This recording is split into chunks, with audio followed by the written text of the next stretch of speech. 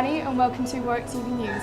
In this show we'll be bringing you a report on WITS, A look at prices in the Union, coverage of the Warwick Entrepreneurs Internet Day, and Yvonne is looking at the Darwin exhibition in the Arts Centre.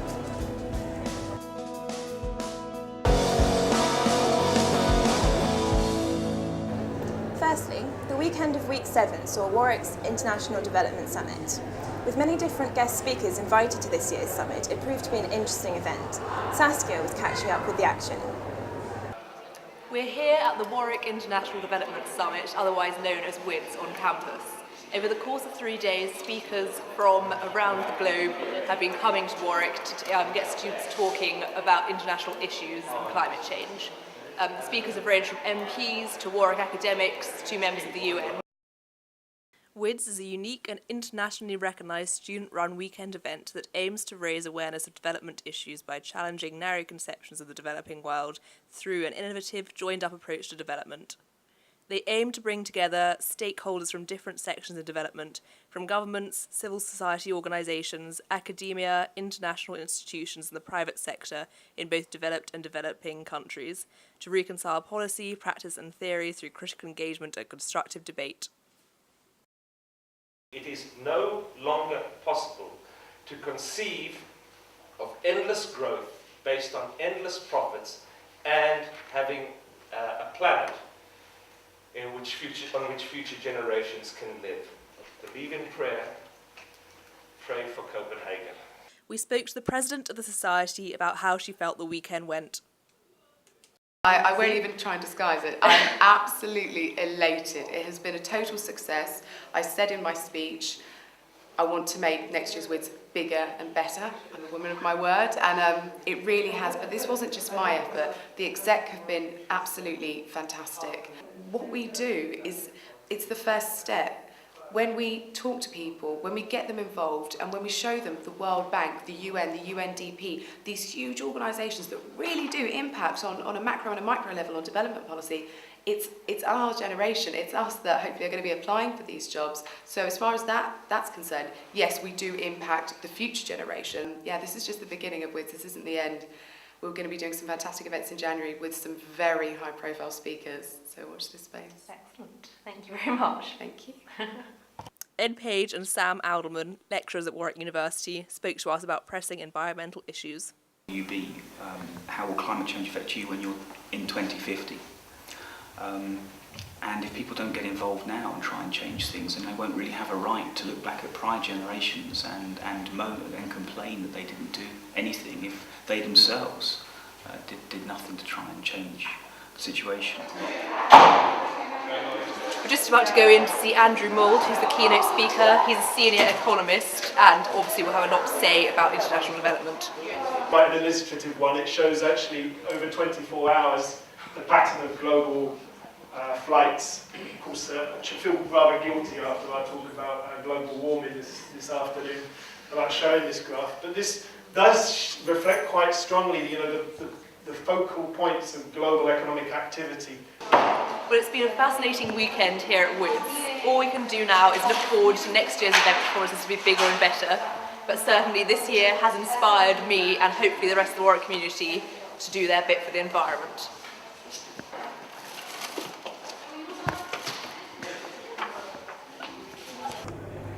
Thanks, Saskia. Now, as always, students are watching the pennies.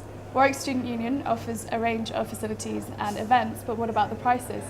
Lawrence was looking into this and seeing what people thought.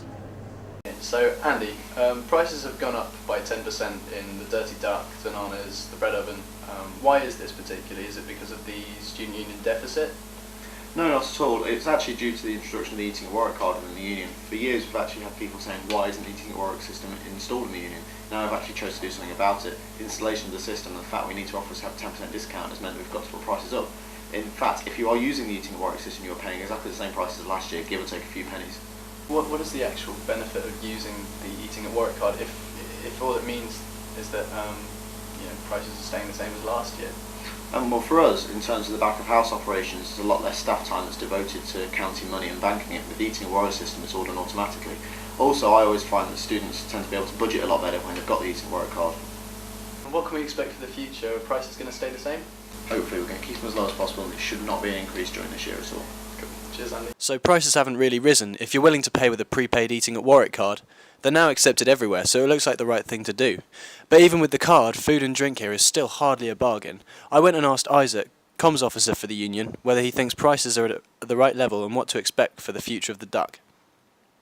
The Daily Duck is one of the newest outlets we have. It's been open since the third term in 2009 year. And since then, they've sold over 28,000 Carling beers here in the Daily Duck. And it's a very successful bar and restaurant as well. Although the prices people say have gone up, if you're using the Eat at Warwick card, they actually reduced, and they have much improved quality from what it was the Cholo bar last year in the old union.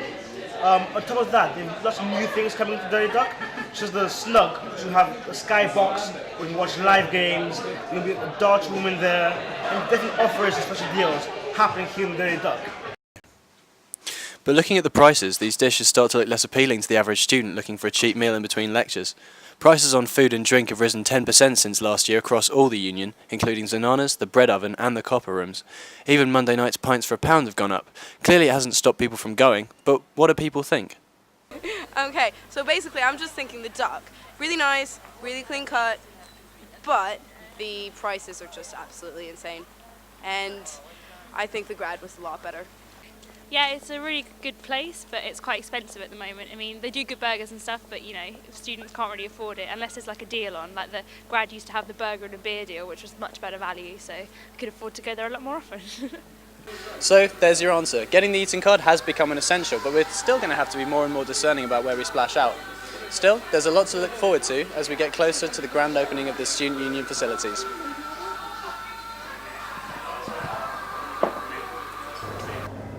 Thanks, Lawrence. Now earlier, I was out and about checking up on Warwick Entrepreneurs Internet Day, where some of the world's biggest online companies were speaking. Do you ever think back to the days before sites like Multimap and PayPal and wonder how we got on without them?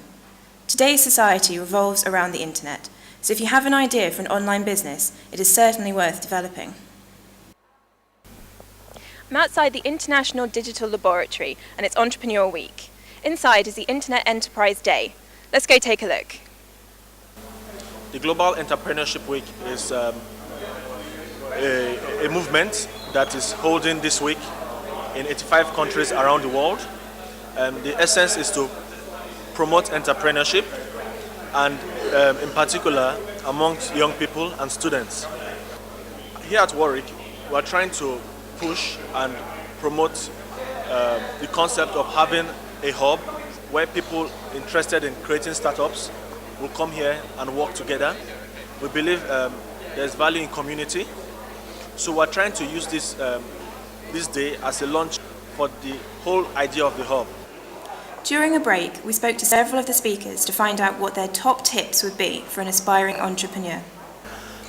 One piece of advice I'd give to aspiring entrepreneurs here at the university is fantastic to think about that business, write that business plan, but whatever you do, finish your degree. Do it now, when you've got no links, you can take a risk, so go for it. Okay, would you like to tell me how you found today so far? Yeah, I think this lecture is really good because they give us different ways about thinking the business things. Because I'm an e-business student and I want to build my own website actually. So this gave me a good example on how to build my own website. So I think it's really, really useful for me. Yeah. Thank you very much. Thank you. As you can see, Warwick entrepreneurs are just starting out upon a rich array of plans for the future. So, if you're a budding business person or simply want help expanding upon an innovational idea, there promises to be lots of support for you here on campus.